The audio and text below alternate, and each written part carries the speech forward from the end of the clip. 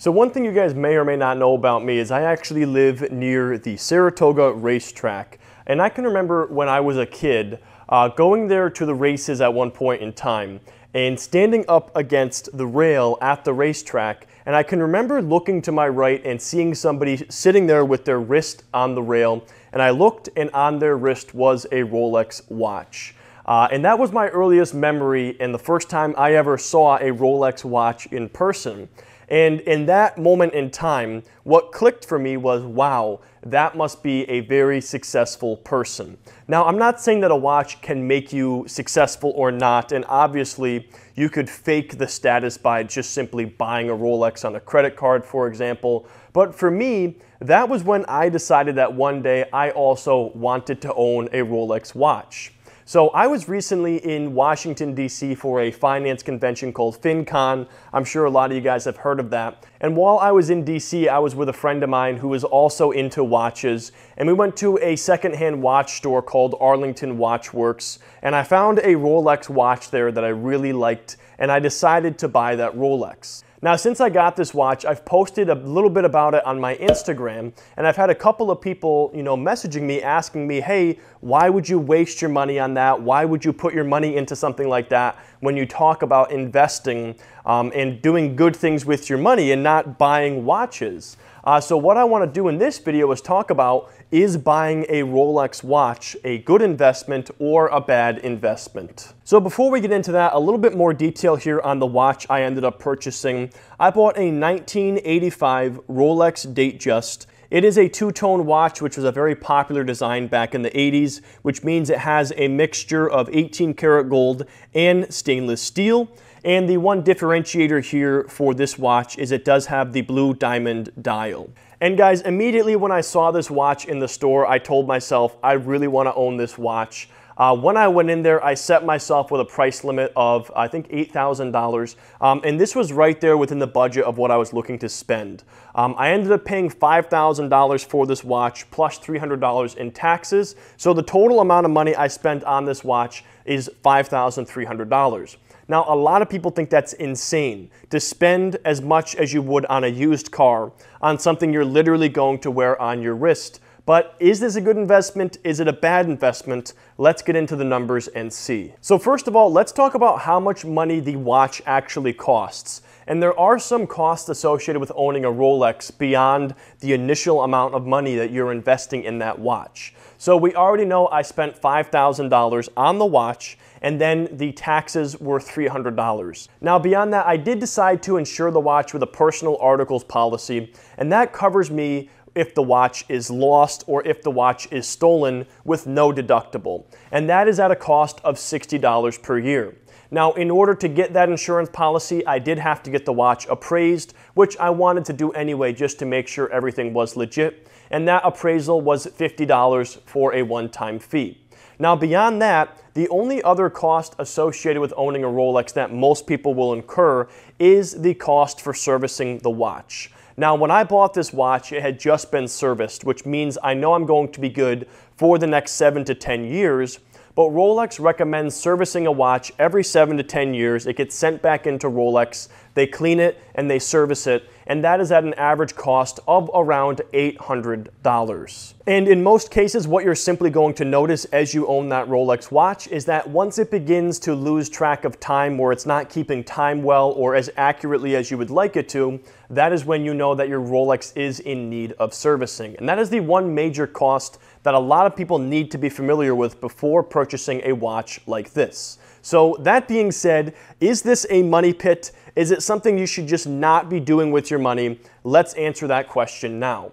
And what this honestly comes down to, guys, is people not understanding what the cost of something actually is. If you ask most people what the cost of something is, they will simply tell you the price. Like the cost of a car is probably $25,000. But the truth of the matter is here that the cost of something is actually the difference between what you purchase it for and what you sell it for. And that is where ownership of a Rolex is actually not that expensive if you do it right and you buy a second-hand Rolex. Because what we're going to look at here is what I paid for this watch versus what I can foreseeably sell it for a couple of years down the road, and that will tell us the true cost of owning a Rolex watch. And the craziest thing here is that a Rolex watch actually holds value extremely well. They actually go up in value. So in a way, it kind of is like an investment that you're just wearing on your body rather than, investing in the stock market or a piece of real estate or something like that. So a site called Time Rating analyzed the used value of the Rolex Datejust over a 22-year period, looking at the price data for these watches. And what they found is that the annual gain in value averages 4.6% per year over the last 10 years. So the crazy thing is, these watches actually tend to go up in value as you own them. So if you go out there and buy a brand new Rolex watch or luxury watch, you're immediately going to lose some money there as far as the difference between that markup and then the true market value of that watch. But if you're actually able to go out there and buy a Rolex watch at or near market value, that is where you can literally own a watch like this and have it not cost you any money, or in some cases actually make you money. And if you guys don't believe me, we're gonna walk through the numbers now. So we're going to look at two different scenarios here with owning this particular Rolex. Scenario number one is if I sell the watch in 5 years, meaning I never pay for a servicing. And scenario number two is if I keep the watch for 15 years, having serviced it one time in about 7 to 10 years, and we'll see what the true cost of owning this watch actually is. So with scenario number one of owning this watch for 5 years and never paying for servicing, I have my initial investment of $5,000 for the watch plus $300 in taxes. I also have that $60 per year insurance policy, which over the course of 5 years will end up costing me $300. And then I also have that one-time $50 appraisal fee, which is factored into that total cost as well. So in total, with those costs considered, this Rolex watch would end up costing me $5,650 over the course of owning it for 5 years. Now at the same time, assuming this watch continues to grow in value at a rate of 4.6% per year, the watch is actually worth more than I have put into the watch at that point in time. So at a value of $5,000 growing at 4.6% per year, that watch would now be worth $6,260.78. Now let's assume though I'm not able to get 100% of the market value for the watch. Let's say I sell it at 90% of the market value. So my total cost owning that watch for 5 years is $5,650.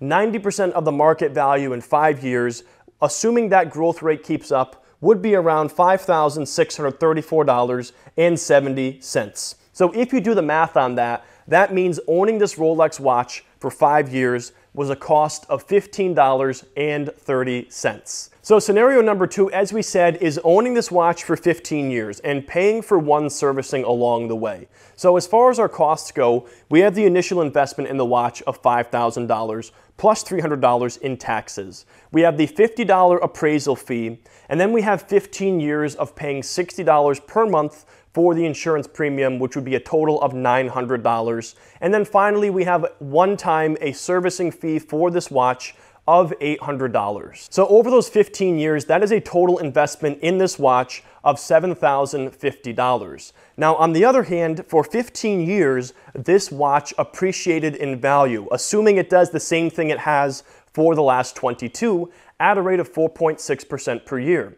So if you take $5,000 at 4.6% per year, in 15 years, that watch would be worth $9,816.24. Now we know from earlier, my total cost on this watch was just $7,050. So if you do the math there, that is how you could actually make money owning a luxury watch. And if it worked out exactly like this, you would make around $2,766.24. So it's possible to own a luxury watch like a Rolex and not have it cost you any money when you factor in what you pay for it versus what you sell it for. And if you own it for a very long period of time, 15, 20, 25 years, it's entirely possible to make money with a watch like this. And so when you simply focus on the upfront cost of something, which may look, astronomical to spend $5,000 on something that you wear on your wrist, that may seem crazy. But when you realize it's not actually costing you anything,